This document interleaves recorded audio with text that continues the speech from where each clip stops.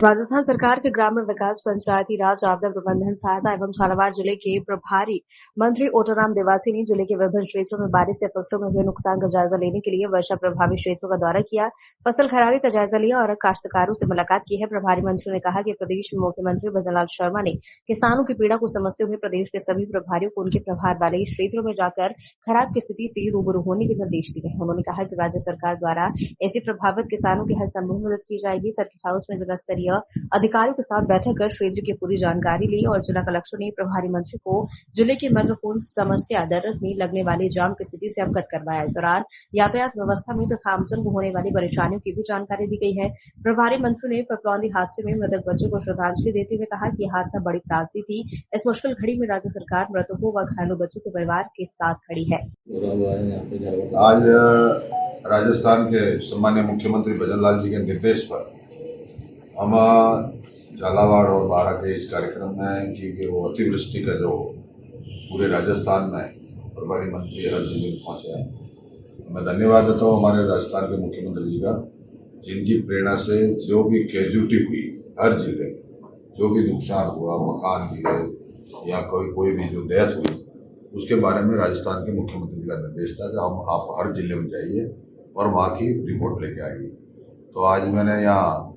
Rainfall का जो पता किया है तो करीब 1200 एमएम बरसात में झालावाड़ जिले में हुई है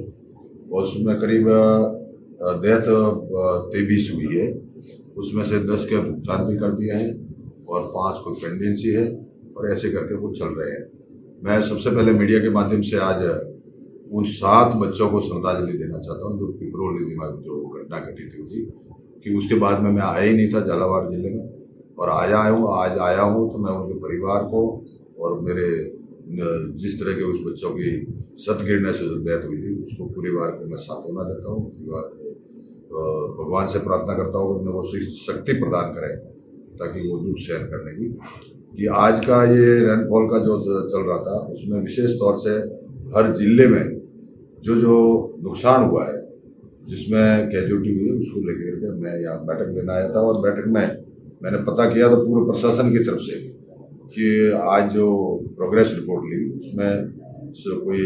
ज़्यादा नुकसान भी नहीं है और कैसे करके करीबी जो डेथ हुई है उसके परिवार को किस तरह से भुगतान किया जाए, पशुओं का नुकसान हुआ है उसके बारे में भी हमने किया है ताकि आने वाले समय में जल्दी से हम एक सरकार की तरफ से, क्योंकि आज राजस्थान में जो सरकार है भारतीय जनता पार्टी की सरकार और संवेदनशील सरकार होकर के उन्होंने एक जो विधानसभा के माध्यम से एक मैसेज भेजा कि भाई आप जितने भी प्रभारी अपने अपने जिले में जाए और जाकर वहाँ की रिपोर्ट प्रोग्रेस रिपोर्ट। कितना परसेंट नुकसान आपको जानकारी मिली है कि फसलों को कितना परसेंट नुकसान की जानकारी मिली है? फसलों का मैंने पता किया है अतिवृष्टि से करीब 60 से 70% नुकसान हुआ है। तो हमने वो 33% वाला जो है उससे ऊपर जितना भी नुकसान हुआ है तो उससे भी ज़्यादा है हमारे यहाँ। तो 12 जिले में उससे भी ज़्यादा है, उससे बाद में झालावाड़ में भी ज़्यादा है। तो उसकी भी रिपोर्ट हमने बनाई है ताकि आने वाले समय में वो रिपोर्ट सरकार तक पहुँचे और सरकार तक पहुँचकर उस किसानों को उसकी भरपाई कैसे हो, उसका नुकसान का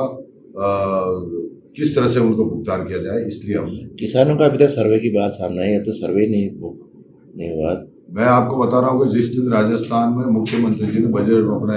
विधानसभा में ये घोषणा की थी कि आने वाले समय में हमारे प्रभारी मंत्री आएंगे, उसके आधार पर हमने 7D एक अलग से सेंट्रल गवर्नमेंट की जो स्कीम है 7D के माध्यम से हमने जो सर्वे करवाया है उसमें हमारे पास में करीब सर्वे आ चुका है और जो भी पेंडेंसी है उसका भी हम सर्वे करवा करके हाथों हाथ सरकार के पास भिजवाएंगे ताकि किसानों को ज्यादा से ज्यादा। किसानों को सर पिछले बार का भी नहीं मिल पाया मुआवजा अभी तक और इसके लिए महापड़ाव भी कर रहे हैं। मैं आपको बताना चाहता हूँ कि अगर पीछे के भुगतान की अगर बात करना जाए तो सरकार जो मध्य प्रदेश और गुजरात में जिस तरह से प्रधानमंत्री फसल बीमा के अंदर जो भुगतान किया जाना चाहिए उसमें झालावाड़ का क्या पूरा राजस्थान का लॉस में कि 2019 तक तो जो भुगतान मिला था वो सही मिला था और 2019 के बाद में स्टेट सरकार ने उसकी पॉलिसी चेंज कर दी और चेंज करने के कारण ये हमारे सामने पॉलिसी आ रही है। अभी मैंने मीटिंग में भी उसको बुलाया था इंश्योरेंस वाला को। तो जब यहाँ प्रीमियम अगर 14 करोड़ रुपए किसान के जमा हो रहे हैं और उसको भुगतान के रूप में 3 करोड़ रुपए दे रहे हैं तो ये हमारे लिए बहुत बड़ा लॉस की बात है। और उसके बाद में स्टेट गवर्नमेंट अलग दे रही है और सेंट्रल गवर्नमेंट अलग दे रही है। 103 करोड़ रुपए तो उसको मिल रहे हैं